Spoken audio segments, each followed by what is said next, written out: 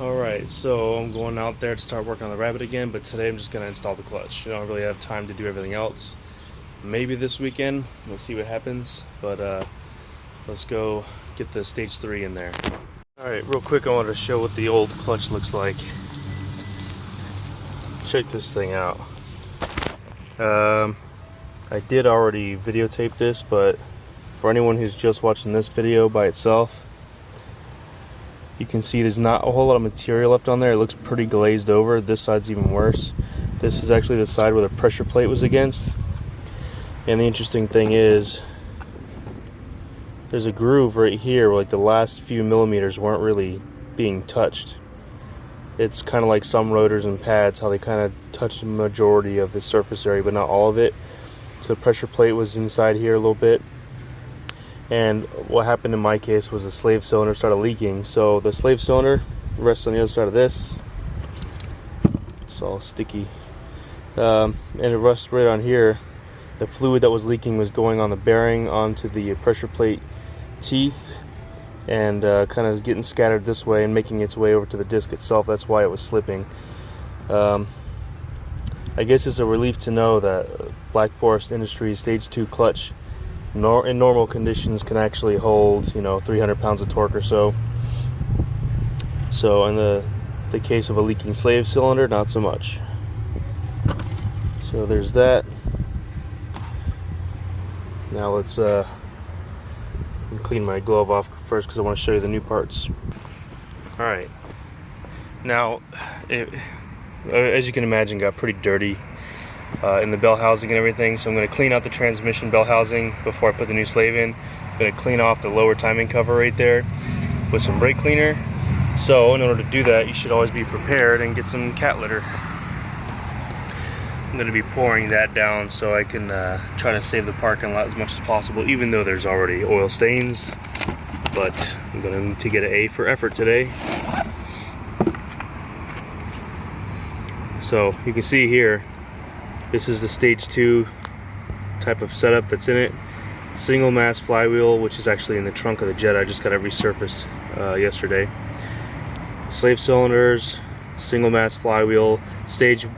I'm pretty sure stage 1 is, but stage 2 and stage 3 flywheel is the same.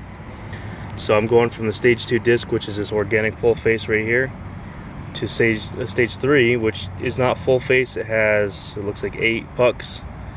And it's ceramic, so it's going to have a much stronger initial bite, and it'll respond better, I think, better to extreme temperatures and stuff like that. Stage 4 does look pretty sweet, but I got stage 3, so that's what we're going with. It comes with all this stuff here, alignment tool, Loctite, flywheel bolts, pressure plate bolts.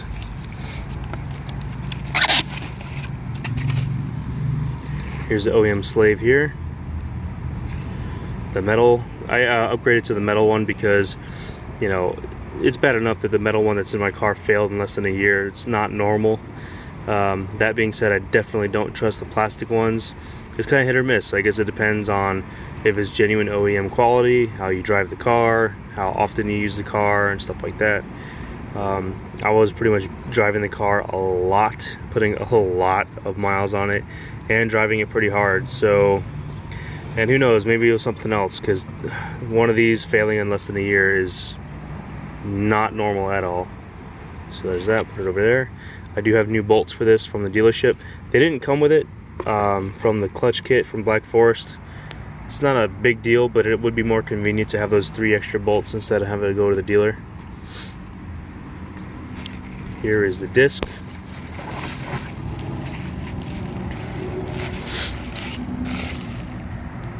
Ceramic, like I said, 2, 4, 6, 8 pucks that actually are contact areas, not the whole face.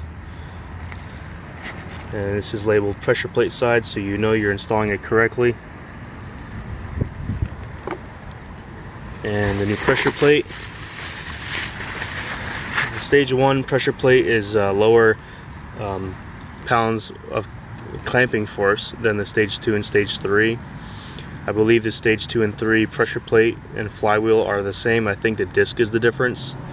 I could be wrong. This might be a stronger pressure plate as well. I just can't quite remember what they told me, but their website says it all. Alignment tool, hardware, pressure plate and flywheel bolts, Loctite like they said. Pressure plate's nothing special to look at. Looks like all the other ones. So yeah, go ahead and start getting everything cleaned up so I can put this thing on today. Alright, nice and clean, ready for the flywheel to go on.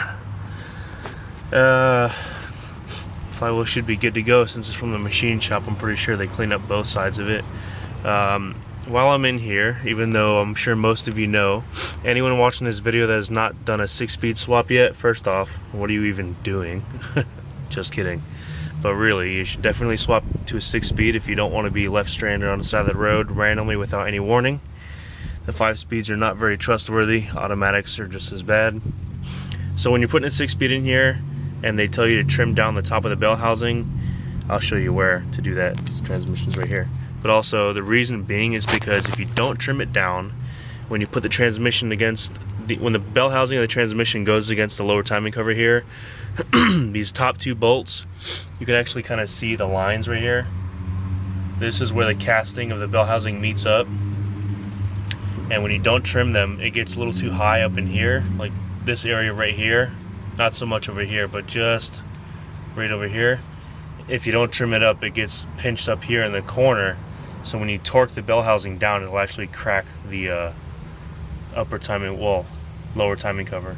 Yeah, it cracks right over here, so you'll be leaking a ton of oil. It'll eventually get in here and probably soak your clutch kit too and make you slip, so it's just a big bad time. So you trim 1/8 inch off the top of the bell housing material between the 2 bolts. I do from bolt to bolt just so it's all uniformly clean and shaved down.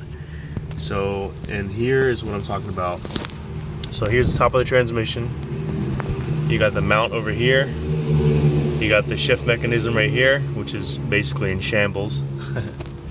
You have the top of the bell housing right here, these 2 bolts. So you trim like a flat plane from one side to the other, 1/8 inch off the top, and you're good to go. So I think that's all I'm going to mention for now. I'm going to put the flywheel in here. So a lot of this will be hard to film, but I want to show that the flywheel here, so when you do a 6-speed swap as well, I'll mention this, you're going to want to get a clutch kit from an FSI 2.0 T car, whether it's a CC, GLI, GTI, whatever. 6 bolt, and so yeah, the 07K 2.5 liter and the 2.0 T FSI share the same 6 bolt flywheel pattern, and it's not all evenly spaced, it's offset too. You can see the 2 top bolts are closer together than the one that's on the immediate left, the 9 o'clock if you will. So it'll have to match up to the flywheel, the crank that is, and which I already have it kind of oriented the right way. I can't talk today. So yeah, FSI cars, the TSI moves to an 8 bolt pattern, so they won't work at all. So yeah, I don't like doing the 6-speed swap with a stock clutch kit because the dual mass flywheel is super heavy, and they can also fail. You know, they have basically springs around the diameter of the flywheel that absorb vibration as they turn. Single mass might make a little bit more noise, clutch chatter and stuff like that, but I feel like they're more reliable, lighter. This one is like 18.5 pounds, and the stock dual mass is like 25, 26, or 29, something crazy. It's a lot heavier. So I'm gonna go fit this the best of my ability. I don't really have anything I can put the phone on. I have a tripod, but it's way too tall for being underneath the car, so I'm going to pause and figure that out. Alright, let's see. That should be alright. I have a feeling the phone will fall down, but we'll go with it for now. Now, the flywheel is usually a pain to get on. Once you get it on the centerpiece, you kind of have to wiggle it to where it gets flush with the surface. You can't just hold it up and put a bolt through it like if it's a wheel. So prepare yourself for that. You know, if you don't have good upper body strength, you might need a friend to help you but I don't have friends, so I'm kidding. I have a couple, but you know, we all have different schedules, so let's see. Line it up to the best of my ability.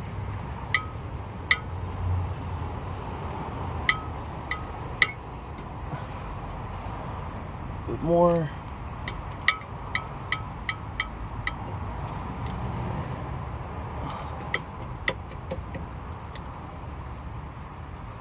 It's pretty straight. I'm gonna see if I can actually get the bolts started. It's holding itself up, but I want to try to get the bolts in there just to make sure that it's sitting straight. It's actually a good idea. Instead of pushing it on all the way, it'll have all this friction on the centerpiece to where if you're off a little bit, if the bolt holes aren't straight, it's going to be real hard to turn. So I'm going to try to get all the bolts started and get them down snug, and it'll straighten it as they go. And I do have my battery powered impact, but I probably won't use it for this. As much as it takes extra time and it's harder work, I tend to use, well, they actually sent me 8 bolts for the flywheel. That's nice of them. FSI kit, remember kids. I tend to use hand tools a lot, so it takes longer, it's harder work, but I feel like it's safer in most cases, depending on what you're doing. Now I'm pretty sure I have the right socket for this kind of laying around, so I'm gonna go find that real quick. Stand by. It is an M12 triple square. I have the torque specs, which I should have grabbed when I was up a second ago on the paper outside the car.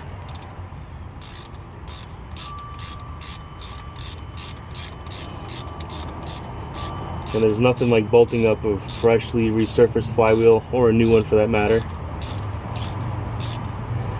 Putting on a new clutch kit's always a good feeling.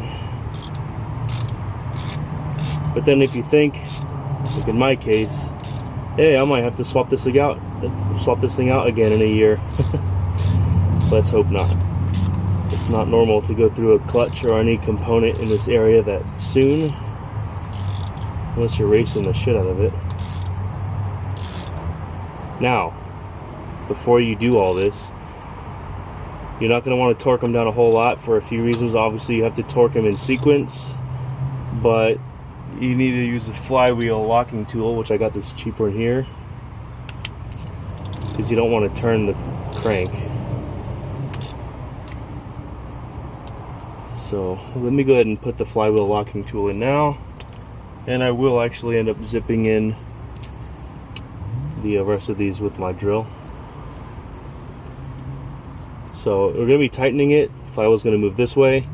This tool actually works better when you try to stop it, like stop the teeth going into it, rather than trying to stop them on the back side. It just kind of keeps going.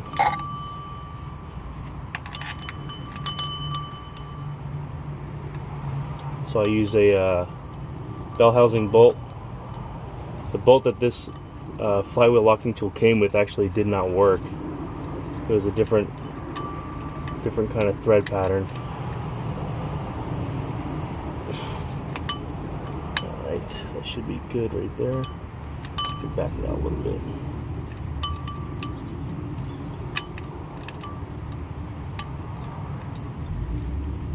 Alright.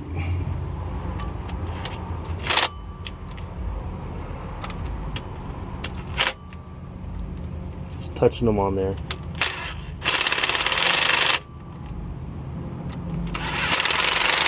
These come with locking compound, that green stuff right here. So as you are tightening them on there, they're going to get tighter towards the end without actually touching. I'm not actually torquing them on there.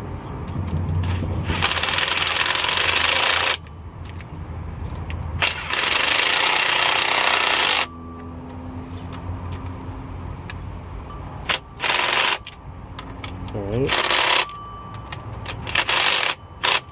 This Ryobi is not very strong, so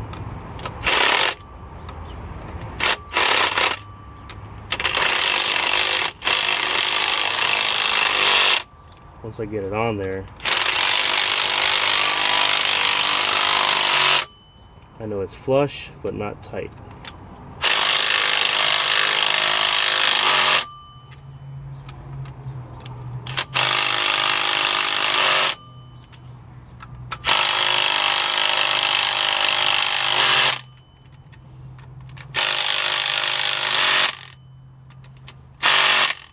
I think we're good.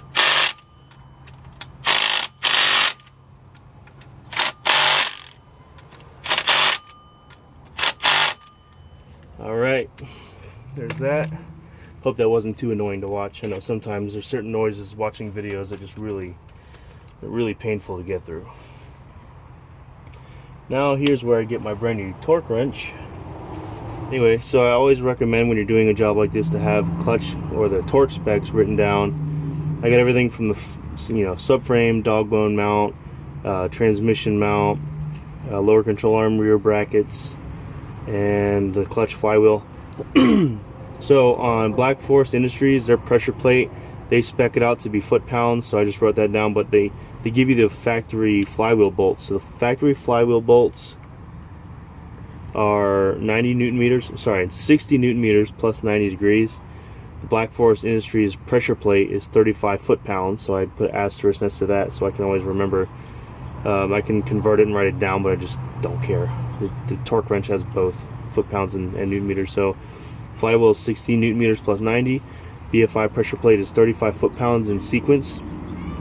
And the slave cylinder for the 3 bolts that hold the slave to the transmission are 12 newton meters. And axle flange bolts as well. Axle flange bolts, actually I wrote down 33 newton meters, but they're actually more than that. I wrote down the wrong one. I have that information either written on here or it's on my phone. Anyway, so flywheel bolts are 60, so we're gonna go change that. This is unlocking here, and newton meters, we're gonna go to 60.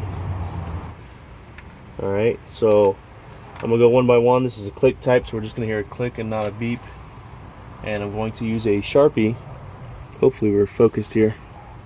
I'm gonna use a Sharpie on each bolt, so once I get them torqued where they need to be, I'm gonna mark it to make sure I have them all correct in sequence, and then I'm gonna just go double check them one round later. Keeping an eye on my flywheel locking tool, make sure it stays in place.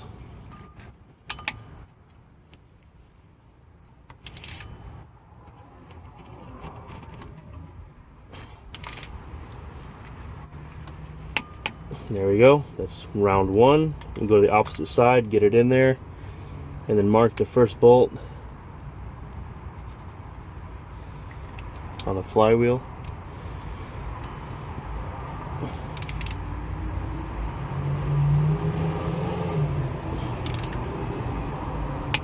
Alright, round two, opposite side, going counterclockwise, but on the opposite side so I don't do a full circle.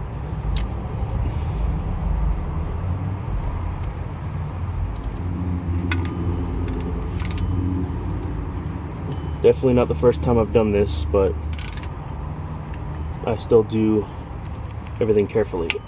There you go, round three.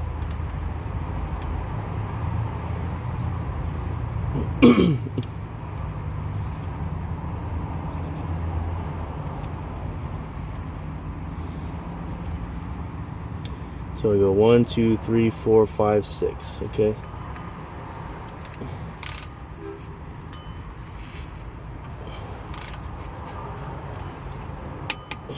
All right.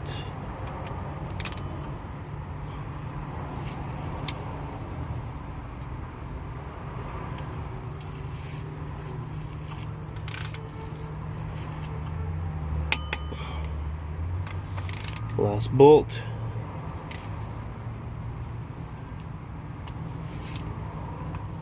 Locking tool still in place.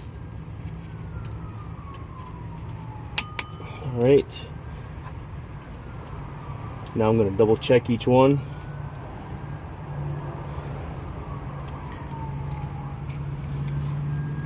And this is why I get so frustrated when like something happens with the transmission, clutch, axles, because I'm always so meticulous with everything that like I know I did the job right. So when this slave cylinder started leaking, I was a bit frustrated. I'm going to restart again from the very same one I started on the first time. 60 Newton meters, but then we got 90, remember that. So I double checked that one. That's 2. Okay.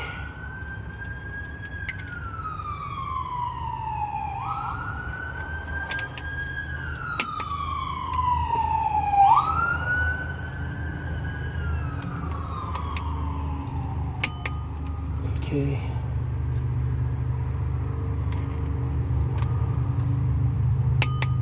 All right. Last one.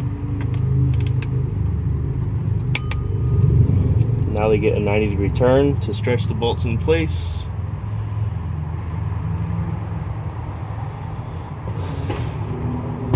Technically, I should get my breaker bar and do a 90-degree turn with these, because some people don't think you should do a 90-degree turn with your torque wrench.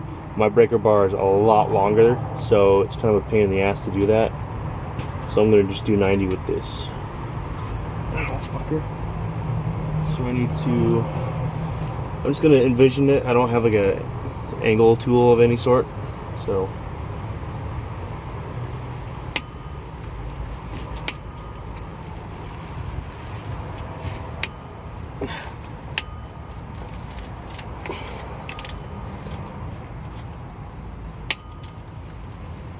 Alright, that's 90 on that one. This is the least enjoyable part.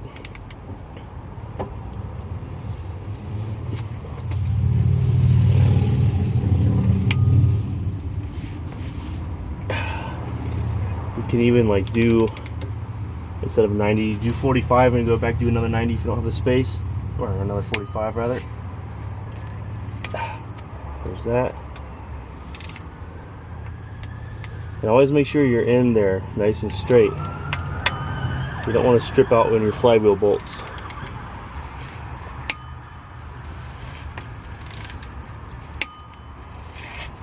Okay.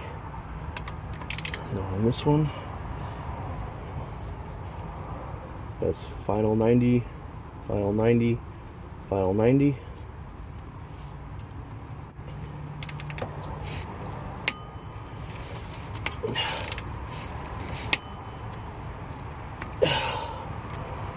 Go up here, mark off this one, final 90.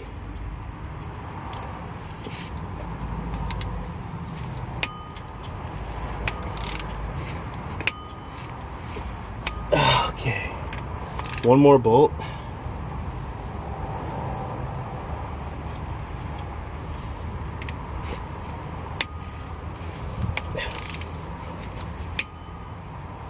All right, there we go. 60 Newton meters plus 90 on all 6.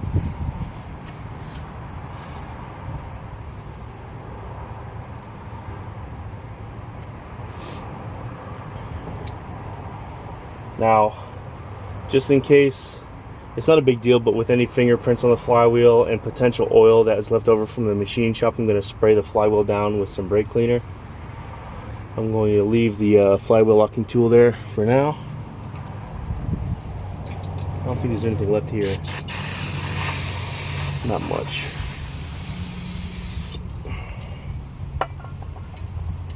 It's getting kind of late. I do work tomorrow.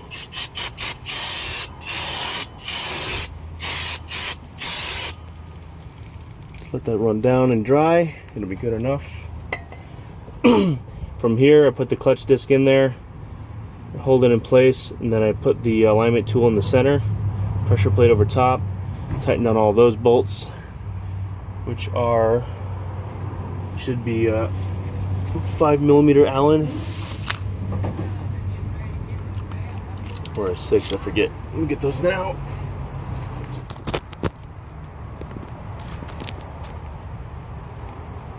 Okay. So here's the clutch. Sticker here says pressure plate side, so you're going to put the other side against the flywheel. Going to get your alignment tool, hold it in there like that. Now it can sometimes fall out, so just be very careful. This seems to be in there pretty good. So leave it right there. Now here's the hardware for the pressure plate.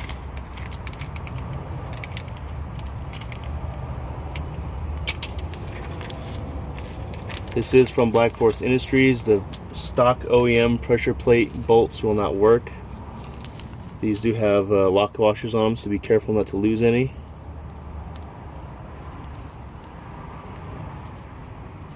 And they don't have any Loctite on them, but the kit comes with some, so I'm going to put a drip on each bolt.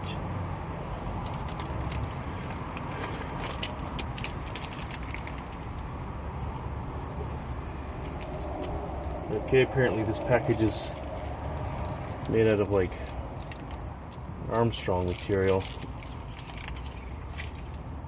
Can I just get the Loctite, please?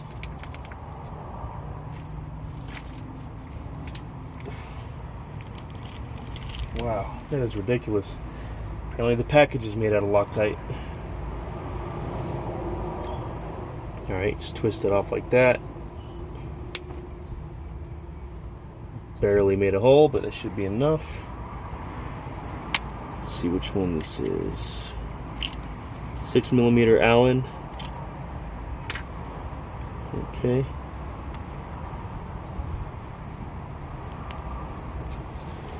Alright. Pressure plate does have some weight to it. So again, be careful when you're working on the ground like this by yourself. And pressure plate is 35 foot-pounds, so I'm going to go ahead and change that now. Well, I'm going to put them in by hand anyway, but we'll go ahead and adjust this. Torque, foot-pounds.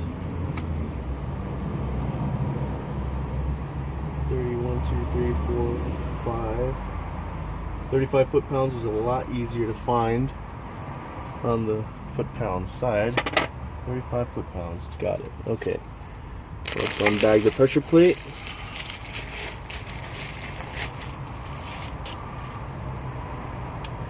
For good measure, I'm going to spray a little bit of brake cleaner on the surface of the pressure plate as well. Just a little bit.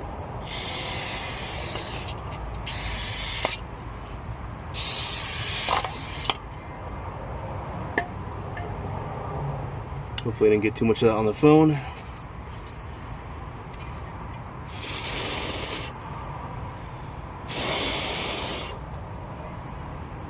I just don't want any oil on the surfaces.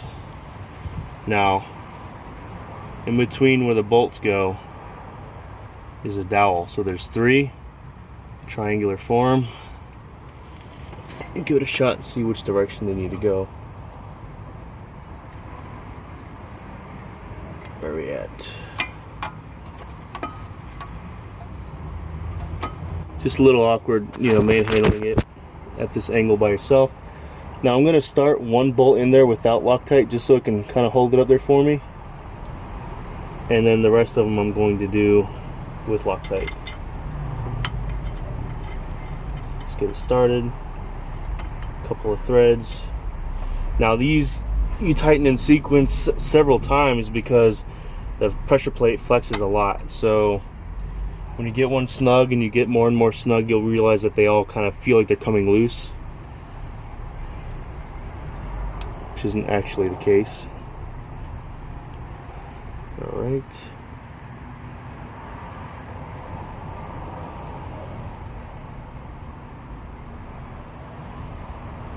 A little bit of blue Loctite.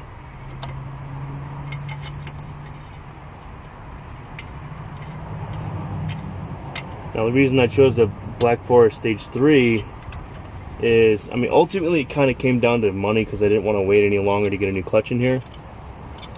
I was going to get a Clutch Masters FX 400, something around that level. But you know, with the whole kit, the South Bend was even worse, but with the whole kit it was going to be like $1,253, $1,300 South Bend. If I were to go that route, it would have been like nearly $1,500. I already had the stage 2 kit from BFI, so basically the flywheel, I didn't have to buy a new one, so I just needed to resurface this, which cost me like 65 bucks.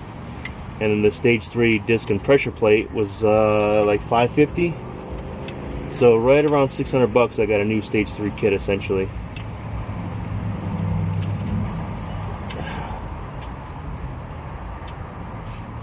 So I was able to get it all done a lot quicker. And since Cameron has been using a stage 3 BFI kit on his 2.5T and hurting a lot of feelings, and I asked him if he would buy it again, how he liked the clutch engagement, how it's been feeling after the mileage he's put on it, and he likes it a lot. So figured I would give Black Forest another try with a stage 3.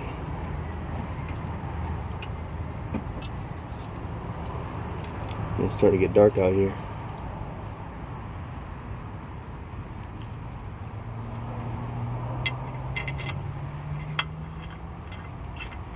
Start them all by hand, get them snug, and don't forget the top one, I did not put Loctite on it yet.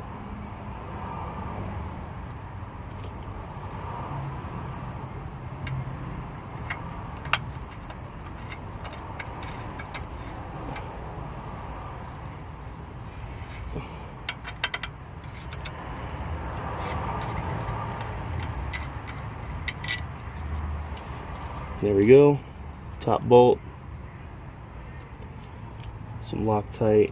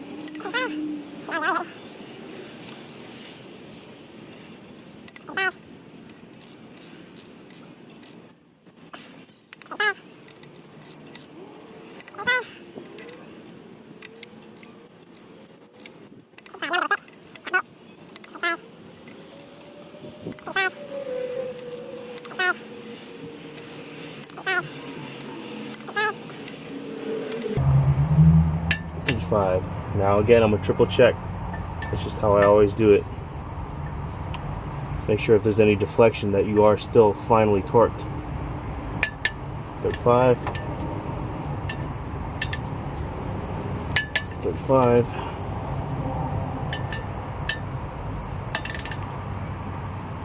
35.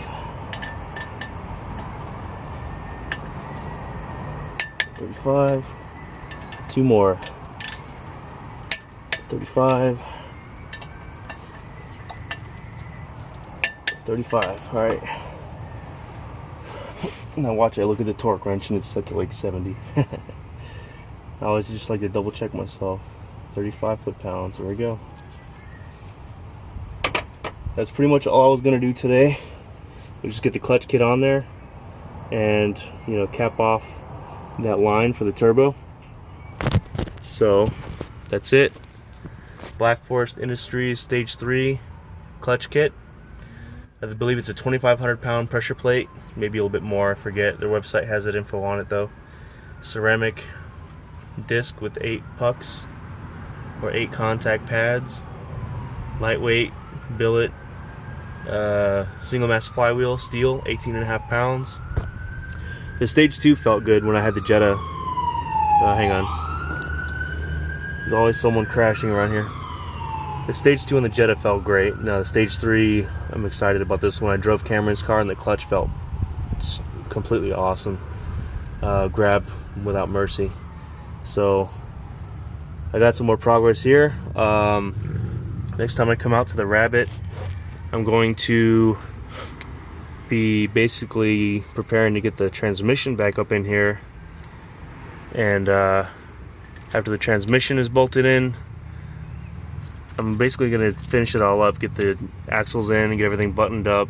And I basically broke my Black Forest Stage 2 engine mount on the passenger side, so I contacted them about that already. I'm going to get a replacement, but the new version, way out of warranty, so I have to pay for it, but at least I don't have to worry about, you know, the engine dropping and snapping the downpipe off because I neglected it. So that's it for now. Stay tuned for a new episode here real soon. I don't know why I call it episodes, especially with skills like these. Got a lot to work on, really, but the more I do to this Rabbit to get it back on the road, and there's going to be a few things right after that as well. I'm going to be installing all the Diesel Geek stuff, so stay tuned for that. More videos coming soon. See you guys later. Bye.